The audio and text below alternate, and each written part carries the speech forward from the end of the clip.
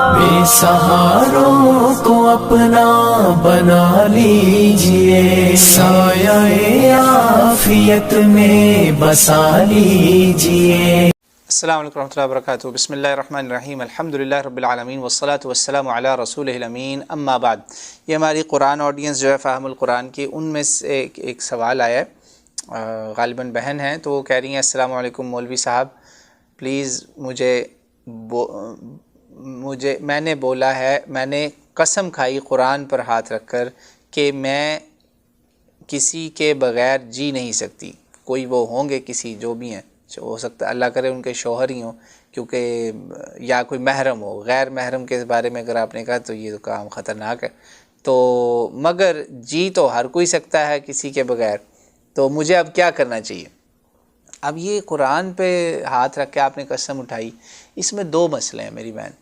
ایک مسئلہ تو آپ یہ ذہن میں رکھیں کہ اگر آپ نے یہ قسم اٹھائی کسی غیر محرم کے لیے جس سے آپ کی ابھی شادی بھی نہیں ہوئی، بے شک وہ آپ کا منگیتر ہے، بے شک آپ کی اس سے بات پکی ہو چکی ہے، مگر آپ نے ایسی قسم اٹھا لی، یہ ہوتا ہے لڑکے لڑکیاں جس بات میں یہ کام کرتے ہیں،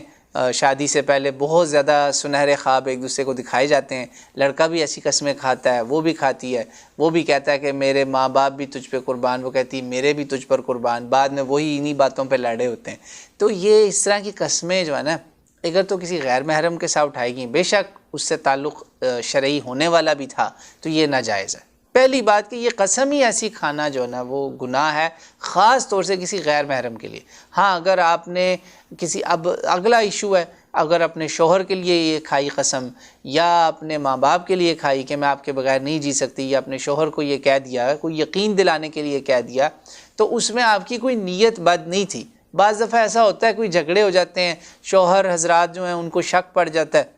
تو آپ ان کا شک ختم کرنے کے لیے آپ نے اللہ کی کتاب پہ ہاتھ رکھا، ایک طرح سے حلف اٹھا دے کہ میں آپ کے بغیر کچھ نہیں ہوں، مجھے یہ، تو آپ کا مقصد ان الفاظ کا لٹرل نہیں تھا، یعنی کہ ورڈ فار ورڈ معنی نہیں تھا، مگر آپ کا یہ اچھی بات ہے، اللہ تعالیٰ نے آپ کو ایمان سے بخشا ہے کہ آپ کے دل میں یہ خیال تو آیا نا کہ یہ قسم تو ٹھیک نہیں ہے۔ میں نے بتا دیا نا کہ دونوں کیسز میں یہ قسم خراب ہے، مگر کیس 1 میں زیادہ بری ہے، کیونکہ اس میں آپ غیر شرعی تعلق کے لیے قسم کھائی۔ مگر میرا حسن ظن یہی ہے، یعنی مائی پازیٹیو تھنکنگ اباؤٹ یو از کہ یقیناً یہ آپ نے قسم کسی اپنے عزیز بہت قریبی شوہر ہو سکتا ہے، اولاد ہو سکتی ہے، یا ماں باپ ہو سکتے ہیں، کوئی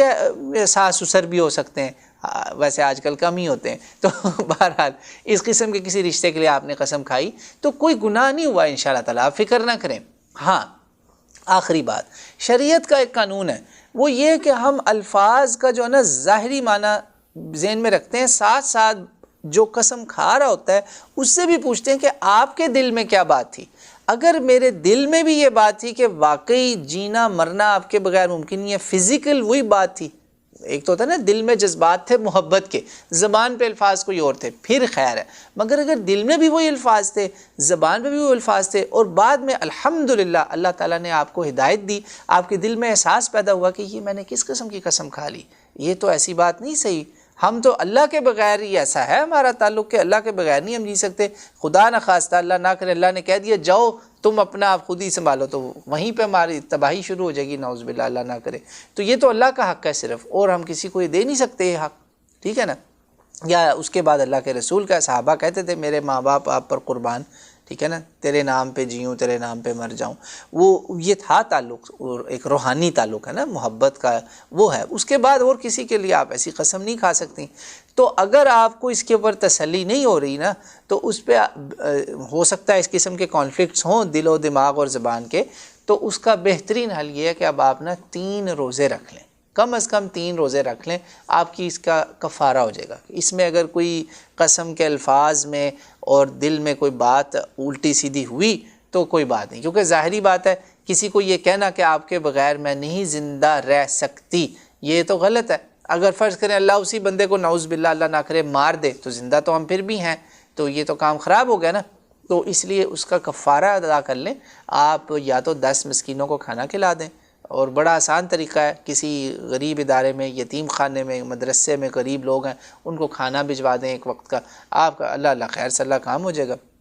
ٹھیک ہے نا۔ یا آپ 3 روزے رکھ لیں بس، ان دونوں میں سے کوئی ایک کام کر لیں تو انشاءاللہ یہ کفارہ ادا ہو جائے گا، اور اللہ تعالیٰ مجھے آپ کو اس قسم کے غلو والی قسموں سے دور رکھے۔ یہ اس کا اللہ تعالیٰ انشاءاللہ مواخذہ نہیں کرے گا، کیونکہ اللہ کی کتاب میں اللہ نے کہا نا لا یؤاخذکم اللہ باللغو فی ایمانکم ولکن یؤاخذکم بما کسبت قلوبکم واللہ غفور حلیم۔ وہ غفور اور حلیم ہے۔ حلیم یہ اللہ کا فیصلہ ہے، قرآن پاک کے اندر ہے یہ بات۔ سورہ بقرہ سے میں آپ کو یہ آیت بتا رہا ہوں، نصف کے بعد ہے یہ آیت۔ تو اللہ نے آپ کا مواخذہ نہیں انشاءاللہ کرنا، آپ فکر نہ کریں، مگر تسلی کے لیے اگر آپ نے کرنا ہے تو چلیں آپ 3 روزے رکھ لیں انشاءاللہ۔ اگر آپ یا اللہ تعالیٰ نے آپ کو مالی توفیق دیا تو آپ کھانا کھلا دیں غریبوں کو انشاءاللہ تعالیٰ۔ اللہ تعالیٰ مجھے آپ کو اس قسم کی ایکسٹرا ایگزیجریشن سے، قسم میں غلو سے، ہر معاملات میں غلو سے محفوظ رکھے۔ واللہ اعلم۔